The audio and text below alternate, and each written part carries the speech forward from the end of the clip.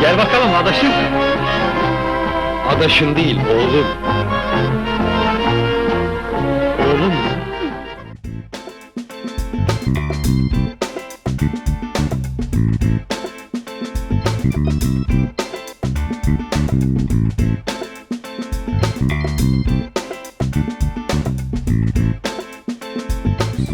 Kaç adam öldürdün benim için?